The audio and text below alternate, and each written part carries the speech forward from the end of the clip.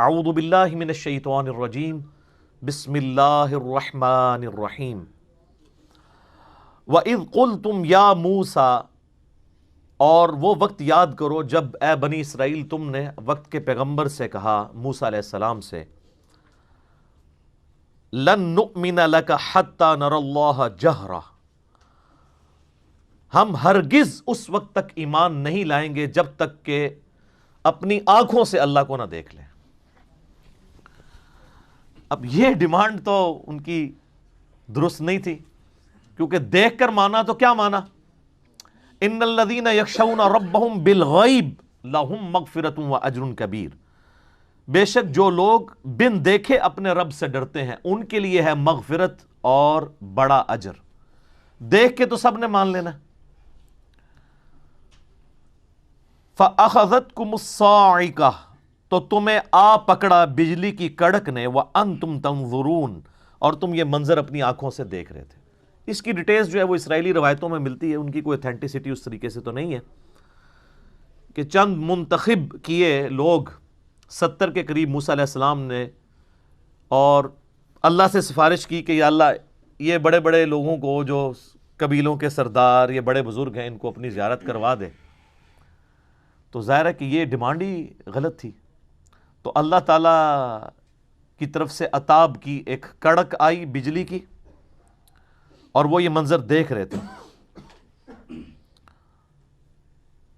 تو اس کی وجہ سے وہ لوگ موقع پر ہی مر گئے۔ بعض لوگ کہتے ہیں کہ بے ہوش ہو گئے، لیکن اگلے الفاظ اس کو سپورٹ نہیں کرتے، موت کا ذکر ہے۔ ثم بعثناکم من بعد موتکم، پھر ہم نے تمہیں دوبارہ سے زندہ کیا تمہاری موت کے بعد، لعلکم تشکرون، تاکہ تم اللہ کے شکر گزار بندے بنو۔ تو اللہ تعالیٰ نے موسیٰ علیہ السلام کے ان لوگوں کو جنہوں نے یہ ڈیمانڈ کی تھی ان پر گرفت فرمائی، اور ان کو اس بجلی کڑک میں سے موت میں چلے گئے۔ اور پھر ظاہر ہے کہ اب سفارش کون لے کے آیا ہوا تھا؟ موسیٰ علیہ السلام۔ تو موسیٰ علیہ السلام نے پھر ریکویسٹ کی کہ یا اللہ یہ تو نیا مقدمہ، میرے لیے نیا محاذ کھل جائے گا، تو ان کو تو زندہ کر۔ اور ظاہر ہے یہ اللہ تعالیٰ کے ڈیوائن علم سے ہوا، یہ ایسا نہیں تھا کہ ان کی موت کا وقت مقرر تھا، وہ والی موت جو نہ ایک لمحہ آگے آ سکتی نہ پیچھے۔ یہ اللہ کی ڈیوائن پلان کا حصہ تھا کہ اللہ نے ان کے بھی موت کا وقت آیا نہیں تھا، ان کے اوپر ایک اسپیشل کیس کے طور پر موت طاری کی، کیونکہ جس پہ ایک دفعہ موت اوریجنل والی طاری ہو جائے نا، وہ کبھی دنیا میں واپس نہیں آ سکتا۔ وہ اللہ تعالیٰ کا قرآن پاک میں واضح فیصلہ ہے، سورۃ الانبیاء کی آیت نمبر 95، کہ حرام ہے اس بستی کے لیے کہ ہم اسے موت دے دیں کہ وہ دوبارہ دنیا میں واپس آ جائے۔ حضرت عیسیٰ علیہ السلام بھی جو مردوں کو زندہ کرتے تھے وہ دنیا میں چلتے پھرتے نہیں تھے، مردہ زندہ ہوتا تھا، عیسیٰ علیہ السلام کے نبی ہونے کی گواہی دیتا تھا، اور پھر دوبارہ ادھر ہی وہ مر جاتا تھا، چند منٹس کے لیے یا چند سیکنڈز کے لیے، کیونکہ حضرت عیسیٰ علیہ السلام کی نبوت کو اللہ نے منوانا تھا، یہ معجزے کے طور پہ ہوتا تھا۔ وہ اللہ کا رول اپنی جگہ ہے، لا تبدیل لکلمات اللہ، اللہ کے کلمات نہیں بدل سکتے۔ موت جو آئی ہے اب دوبارہ چانس ملنا ہی نہیں ہے۔ یہ تو قرآن حکیم میں درجنوں آیات ہیں کہ کافر قیامت والے دن کہیں گے یا اللہ ایک دفعہ دنیا میں دوبارہ بھیج دے، ہم تیری اطاعت میں زندگی گزاریں گے۔ تو اللہ فرمائے گا موقع تو ایک ہی تھا، تو یہ ہو ہی نہیں سکتا کہ دوبارہ کسی کو موقع مل جائے، ورنہ مرنے کے بعد بندہ زندہ ہو جائے تو پھر وہ کہے کہ جی اب یہ دوسری والی زندگی میں اویل کروں، تو ایسا ہو نہیں سکتا۔ اس لیے میں کہتا ہوں کہ سب سے خطرناک بازی جو ہے نا وہ یہ زندگی کی بازی ہے۔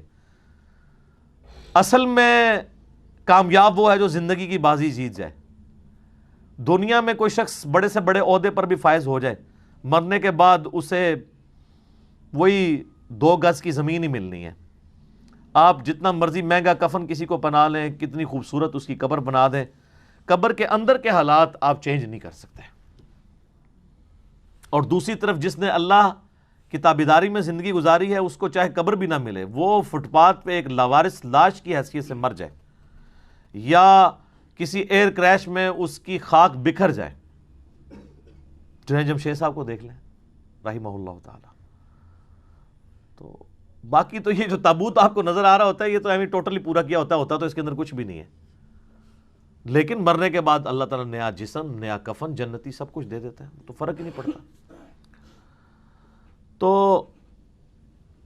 یہاں پر ان کو چونکہ ایک اللہ کا ڈیوائن پلان تھا کہ ان کو موت کا مزہ چکھا کے دوبارہ سے اللہ تعالیٰ نے ان کو زندہ کیا تاکہ وہ شکر گزار بندے بنے اور آئندہ سے وقت کے پیغمبر سے اس طرح کی ڈیمانڈ نہ کریں. وَظَلَّلْنَا عَلَيْكُمُ الْغَمَامَ وَأَنزَلْنَا عَلَيْكُمُ الْمَنَّ وَالسَّلْوَىٰ, اور ہم نے تم پر سایہ کیے رکھا بادل کا اور تم پہ آسمان سے من و سلوہ نازل کیا. کیا لاڈلی امت تھی جی.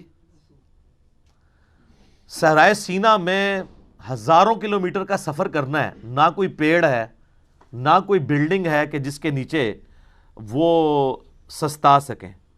6 لاکھ کا لشکر ہے, 12 قبائل کا, 50 ہزار کے آلموسٹ. تو اللہ تعالیٰ نے اسپیشل پروٹوکول دیا وقت کے پیغمبر کی موجودگی کی برکت سے کہ یہ پورا قافلہ جو ریگستان میں ٹریول کرتا تھا تو ایک بہت بڑا بادل جو ہے نا مسلسل سایہ کرتا تھا ان کے اوپر, چھتری ساتھ ساتھ چلتی تھی. لیکن دیکھ لیں کیا بات ہے, بات تو بہت بڑی ہے, منی ایک بھی نہیں انہوں نے اللہ دی, جو کچھ بھی ہے تیرے محبوب کی امت سے. سر بات یہ ہے, ایویں تو اللہ تعالیٰ کو غصہ نہیں ہے ان کے اوپر. یہ آگے دیکھیں گے ایک ایک غلطی گنوائی جائے گی ان کی, پھر اللہ تعالیٰ اپنے عذاب کے کوڑے گنوائے گا کہ تم نے یہ کیا تو ہم نے تمہارے ساتھ یہ کیا, تم نے یہ کیا تو ہم نے تمہارے ساتھ یہ کیا.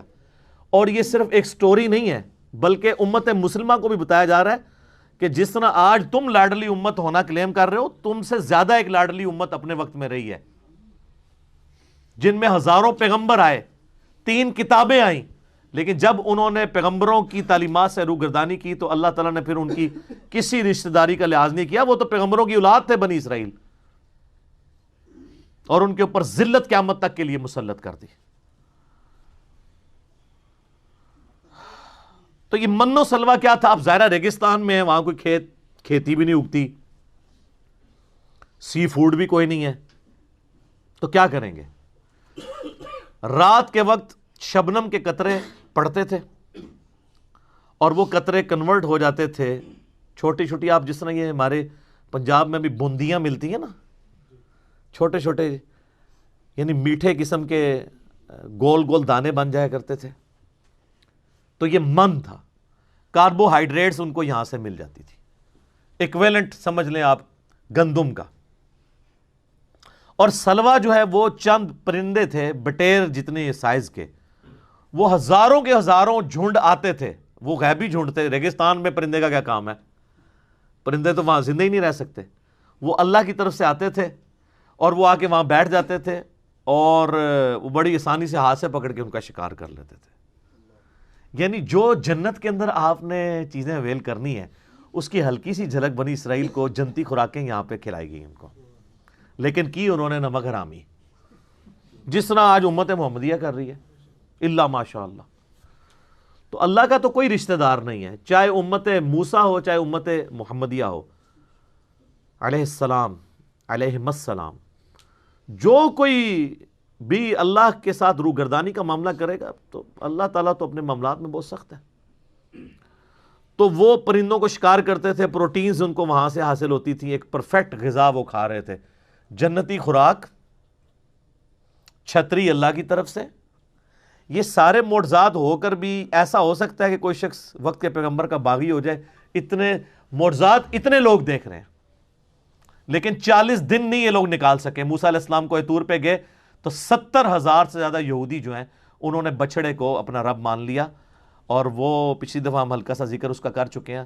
اور پھر ان کی سزا قتل مرتد کی سزا, ہر قبیلے نے اپنے رسپیکٹیو لوگوں کو قتل کیا.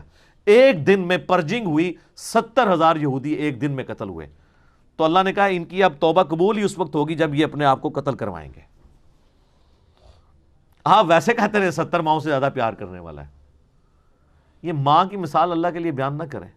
اللہ جذبات سے مغلوب نہیں ہوتا, اللہ کے کوئی احساسات نہیں ہے کہ آپ اسے ماں کے اوپر قیاس کریں.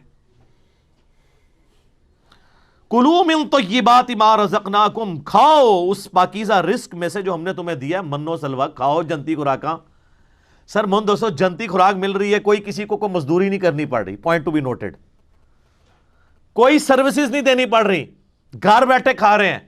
جس طرح ہمارے یہاں زیادہ تر لوگ گھر بیٹھ کے کھا رہے ہیں, پیسہ جو ہے وہ انگلینڈ سے آ رہا ہے اور امریکہ سے ریمیٹنس کی شکل میں. ان ایریاز کے لوگ جو ہیں، جہلم کے، گجرات کے، میرپور کے، تو یہ تو ریمیٹنس اللہ کی طرف سے آ رہے تھے ان کو، اور جا کے منی ایکسچینج بھی نہیں کرانی پڑتی تھی، اور کسی کی منت بھی نہیں مارنی پڑتی تھی، اٹھو اپنے خیموں سے نکلو، خیمے کے باہر جتنا ہے وہ تمہارا ہے، نہ کوئی دانہ اگانا پڑنا ہے، نہ پانی دینا پڑنے ہے، نہ آپ کو کوئی فصل اگانی پڑنی ہے، نہ ٹینشن ہے کہ بارش ہوگی کہ نہیں ہوگی، نہیں، جنتی خوراک آ رہی غیبی اللہ تعالیٰ کی طرف سے، کھاؤ اللہ کے رزق میں سے۔ وما ظلمونا ولکن کانوا انفسهم یظلمون، ہم نے ان پر کوئی ظلم نہیں کیا تھا بلکہ انہوں نے خود ہی اپنی جانوں پر ظلم کیا۔ کیا سوز و گداز چھپا ہوا ہے جی اس جملے کے اندر؟ اللہ کہتا ہے میں نے تو کوئی کسر نہیں اٹھا رکھی، میں نے تو اتنے لاڈ کیے ان کے ساتھ، ہم نے کوئی ظلم نہیں کیا، ہم جو کر سکتے تھے کیا، لیکن انہوں نے اپنی جانوں پہ ظلم کیا، ہمارے ساتھ غداری کی۔ سر اس میں یہ جب قرآن نازل ہو رہا تھا نا، صحابہ کرام تو شاید اس انٹینسٹی کو نہ سمجھ سکتے، آج 1400 سال بعد ہم اس درد کو جس طرح سمجھ سکتے ہیں نا، کہ اس وقت یہ آیات نازل ہوئی ہیں، انہوں نے تو سوچا بھی نہیں ہوگا، بلکہ بخاری مسلم میں آپ کو درجنوں حدیث ملیں گی کہ صحابہ کرام جب کبھی کوئی مشکل وقت آتا تھا حضور کو بنی اسرائیل کی مثال دیا کرتے تھے، یا رسول اللہ ہم موسیٰ کے ساتھی نہیں ہیں، ہم آپ کے ساتھی ہیں، ہم آپ کو اکیلا نہیں چھوڑیں گے۔ لیکن ان بیچاروں کو کیا پتا تھا کہ بعد والی امت کیا کرے گی۔ آج ہم 1400 سال ہسٹری میں دیکھ سکتے ہیں کہ اس امت نے اپنے نبی کے ساتھ غداری کی، اپنے رب کے ساتھ غداری کی، اپنے دین کے ساتھ غداری کی۔ تو اللہ کہتا ہے ہم نے تو کسی پہ ظلم نہیں کیا تھا، انہوں نے خود ہی اپنی جانوں پر ظلم کیا، یعنی انہوں نے خود ایسے اعمال کیے کہ ہمارے عذاب کا کوڑا ان پر برسا اور اللہ تعالیٰ نے ان کے اوپر لعنت فرمائی۔ وَإِذْ قُلْنَا ادْخُلُوا هَٰذِهِ الْقَرْيَةَ، اور جب ہم نے ان کو حکم دیا تھا کہ دیکھنا اس شہر میں جب داخل ہو، فَكُلُوا مِنْهَا حَيْثُ شِئْتُمْ رَغَدًا، تو جو چاہو کھاؤ، جتنا چاہو، یعنی حلال میں سے، لیکن ایک شرط کے ساتھ، وَادْخُلُوا الْبَابَ سُجَّدًا، دیکھنا جب تم شہر کے مین دروازے سے داخل ہو تو پہلے اللہ کو سجدہ کرنا، شکر ادا کرنا کہ وہ اللہ جس اللہ نے تمہیں اتنے عرصے کے بعد، آلموسٹ 1500 سال کے بعد ملک شام دوبارہ عطا کیا، کیونکہ آپ کو پتہ ہے بنی اسرائیل ابراہیم علیہ السلام کی اولاد تھے، چونکہ حضرت یوسف علیہ السلام بنی اسرائیل کو شفٹ کر چکے تھے مصر میں، تو 1500 سال بعد مصر میں آپ کو پتہ ہے کہ ان کی نیشنل موومنٹ کامیاب ہوئی اور وہاں کے لوگ حکمران بنے اور بنی اسرائیل جو ہیں وہ محکوم ہو گئے۔ پھر اللہ تعالیٰ نے موسیٰ علیہ نبینا علیہ الصلوۃ والسلام کو ان کا منجی بنا کر، نجات دہندہ بنا کر، مہدی بنا کر، ہادی بنا کر بھیجا، اور انہوں نے 1500 سال کے بعد ان کو فرعون سے نجات دلا کے دوبارہ شام کی طرف ہجرت کروائی۔ لیکن وہی ہوا کہ سرائے سینا میں جب پہنچے تو وہ سورۃ المائدہ میں ڈیٹیل آتی ہے کہ اللہ تعالیٰ نے فرمایا کہ بھئی اب اللہ کے لیے تو آنے واحد میں شہر خالی کروا سکتا ہے، اللہ نے فرمایا نہیں، جہاد کرو گے، ایفرٹ پٹ کرو گے۔ تو 3 بندے حضرت موسیٰ علیہ السلام کے ساتھ صرف 2 لوگ کھڑے ہوئے، ایک ان کے صحابی تھے یوشع ابن نون، اور ایک ان کا اپنا بھائی جو پیغمبر تھے ہارون علیہ السلام، اور تیسرے موسیٰ علیہ السلام خود۔ باقی سب نے کہا کہ موسیٰ جا تو اور تیرا رب جا کے لڑے، شہر خالی کرواؤ، پھر ہم خالی شہر میں داخل ہوں گے۔ تو وہاں پہ موسیٰ علیہ السلام نے پھر اپنی قوم کے لیے بد دعا کی، اور اس بد دعا کا نتیجہ یہ نکلا کہ 40 سال تک بنی اسرائیل صحرائے سینا میں بھٹکتے رہے۔ سورۃ المائدہ میں اس کا ذکر آئے گا، ان کو راستہ نہیں ملا، حالانکہ وہ 1 مہینے سے زیادہ مسافت نہیں تھی شام پہنچنے کے لیے، لیکن جب اللہ تعالیٰ نے راستہ گم کر دیا، 40 سال تک وہ راستے ہی ڈھونڈتے رہے۔ انہی 40 سالوں میں موسیٰ علیہ السلام فوت ہو گئے، پہلے ہارون علیہ السلام فوت ہوئے، پھر موسیٰ علیہ السلام فوت ہوئے، اور جب موسیٰ علیہ السلام فوت ہونے لگے تو ان کے صحابی یوشع ابن نون کو اللہ تعالیٰ نے پیغمبر بنا دیا، تو انہوں نے اپنے بعد ان کو خلیفے کے طور پر چھوڑا، پیغمبر بھی پلس ان کا سکسیسر بھی، اور اس پورے وقت میں 40 سال گزر گئے۔ ان 40 سالوں کے اندر جو نئی پود وہاں پر پل بڑھ کر جوان ہوئی، انہوں نے ریگستان کا ٹف ماحول بھی دیکھا ہوا تھا، اپنے بزرگوں کی کارستانیاں بھی ان کو پتا تھی کہ یہ جو ہم مصیبت کاٹ رہے ہیں اپنے بابوں کی وجہ سے کاٹ رہے ہیں، جس طرح آپ لوگ سارے کاٹ رہے ہیں، تو میں پھر کیوں نہ کہوں کہ مرنے سے پہلے اے مسلمان کر لے اس پہ غور، کتابوں کا خدا اور ہے، بابوں کا خدا اور۔